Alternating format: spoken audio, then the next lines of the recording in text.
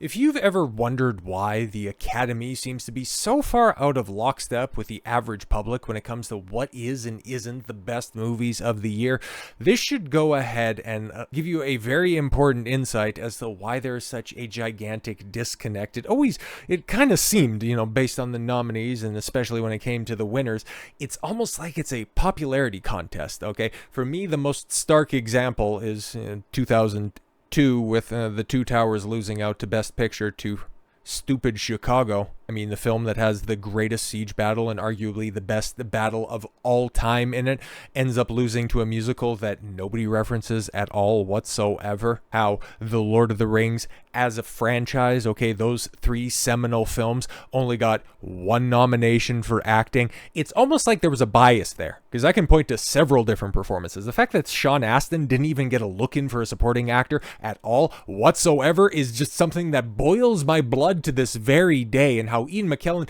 didn't get a second look in Return of the King. Thank God, at least he got something for Fellowship, but arguably that was a pity nod. Now, anybody in this point in time thinks that, Elijah Wood was a bad actor in The Lord of the Rings. I mean, like, you're so insane, man. Absolutely insane. But yeah, circling back around to the Lord of the Rings example, because there's obviously more egregious ones in the past. How E.T., ended up losing out. How Empire Strikes Back didn't even get nominated in 1980. How, Annie Hall beat out the original Star Wars in 77. How that's absolutely ridiculous. Dark Knight in 2008. Like, there's several different examples that are out there. How Fellowship was nominated for a fair few Oscars, but it only ended up winning 4.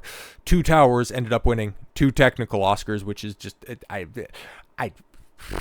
boggles the mind. But then Return of the King getting nominated for 11, winning 11. We kind of know what ended up happening there, because arguably when it comes to stiffer competition, I think 2003, 2001 obviously had like A Beautiful Mind, and there were a few different performances that were there, and it's like Jennifer Connelly getting Best Supporting Actress in there. That totally makes sense. There's not really a comparable for Return of the King, for Fellowship rather. But as a movie itself, it's hey, it has stood the test of time as compared to stupid Chicago, and I can't even remember the list, but yeah, Return of the King is just so head and shoulders above everything else. But yeah, just the bias that is on display from the Academy, it goes to show you, man, they went and snubbed those fantastic movies, which if I'm to rank my personal favorite Lord of the Rings installments, Two Towers is right there up at the top, and then, it's during my recent rewatches, I think Fellowship is number 2, but honestly, there's not a big gap right there. We're just sorting between, okay, which one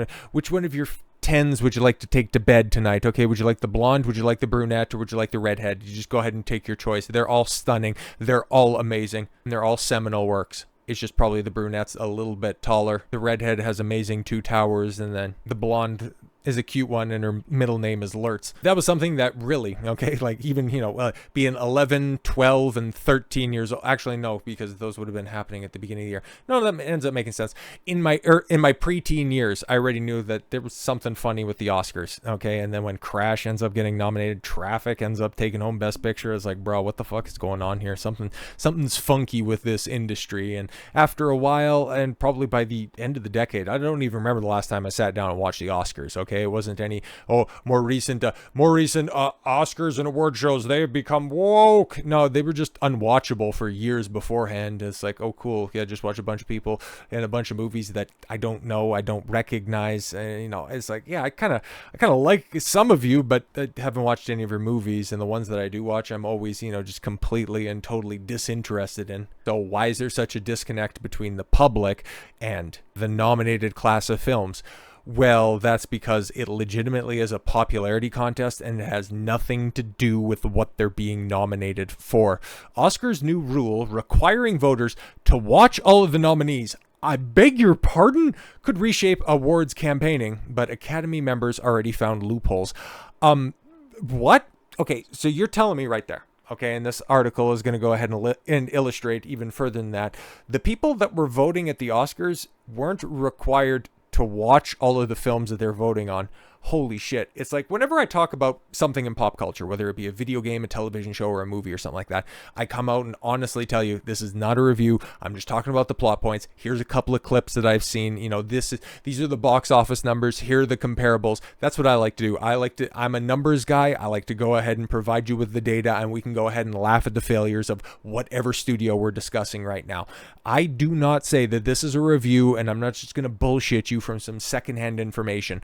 But then again, I'm holding myself as an independent content creator on YouTube and Rumble and wherever else my stuff is at. I don't even know where it gets mirrored at this point in time. It's been a minute, but still, I hold myself to a stronger and a higher standard than the people voting for the Academy of Motion Picture Awards. Can you fucking believe that? Well, actually, probably can, because Hollywood is that goddamn lazy. Oscar voters may actually have to do their homework. Wow, big shock.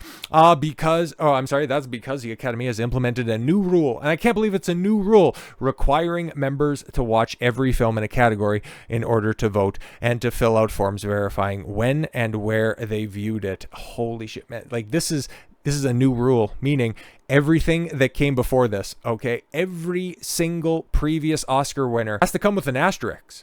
And not like, no, you're getting a better Oscar. Like you end up with the Thunderbolts, which, hey, new Avengers, spoilers, not really. Nobody watched this film over the weekend, I'd imagine. But the mandate might as well be called the Brutalist rule, a nod to Bradley Corbert's 215-minute epic that stands as Exhibit A for what the Academy hopes to fix. The A24 film earned 10 nominations and 3 wins this past season, even as some voters privately admitted they never pressed play or finish. Wow. Yep, no, that was a headline that came out after the Oscars, but honestly, man, if there wasn't something else that came out before the Oscars, before the voting process would have happened, like you had all your nominees, and 13 nominations for a little film called Amelia Perez, that from the people that actually watched that tripe said was one of the worst films that they had ever seen. They couldn't honestly articulate why it got nominated for so many things, but you take a look at the source material and it makes a whole hell of a lot of sense. But no, the Brutalist, you hear different things, right? Like, it has an intermission. It's like, that's a throwback, but yeah, it's 215 minutes full length. It's like, holy shit, that's a long ass time, man. It's a 3.5 hour misery simulator. It's just another one of these Holocaust movies, which I'm never going to watch in my entire life. But if you got, 3.5 hour long movie, you better be paced like any one of the, cuts of Lord of the Rings extended. I mean, I think only Return of the King is longer. And honestly, watching that, just like the time flies by on that. Like, those films are just like, they're perfect. I could just sing their praises, and I have. And I will continue because it's the perfect example, and how Two Towers only won 2 Oscars is just absolutely insane. But anyways, why wasn't Andy Serkis ever nominated? Why wasn't he nominated for his contributions? Okay, because the performance of Gollum is so perfect, and it still is this. Anyways, this was overdue. One producer tells Variety, over fucking due. But while the goal is to create a more equitable system, I beg your pardon, while smaller gems don't get lost amid noisier, well-funded campaigns, which is also kind of a tell as well. It's like, there's a reason that, your very forgettable titles like Chocolat and previously mentioned Chicago got all of this aplomb, all of this acclaim. It's because the producers actually, the Weinstein Company was exceptionally gifted at this. No, it's not to taking advantage of young actresses who just, wanted to get a leg up in the industry, and Harv was very much telling them, okay, we'll get a leg up and we'll see what we can do. No, they were out there leveraging and working their magic to get these nominations for these films, because they know the moment that they put Academy Award winner on the box, this would end up getting a boost in the theaters. It would end up like, this is verifiable as well. Oscar nominated director, their next project, it would end up getting additional eyes on it. It's used as a marketing tool, and that's why it was exceptionally sought after at one point in time. And if you take a look at who was behind the marketing for Amelia Perez, well, they might have a couple of connections to said Weinstein Company.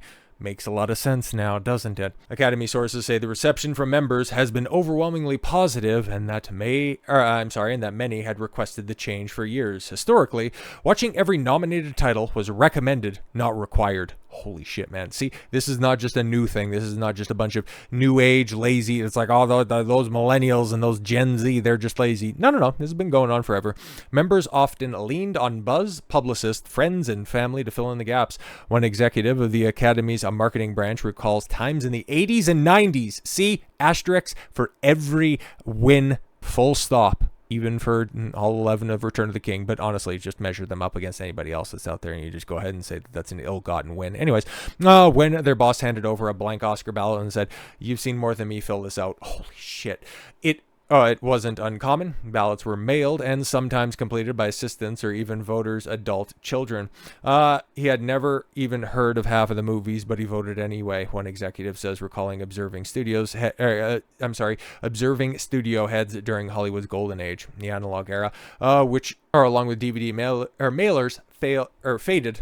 Words are hard sometimes. With a 2020's introduction of the Academy Screening Room, an online portal featuring tight security and two-factor authentication. The digital transition closed off some legacy loopholes like password sharing, but not all. So yeah, okay, if they're going to be, basically taking attendance and then just also monitoring your screen, making sure that, okay, cool, you ended up, clicked on the video and it ran through its duration. Okay, they're doing the bare minimum when it comes to verifying that you watched the movie. But yeah, as the title and as the headline of this article alluded to, they found some loopholes.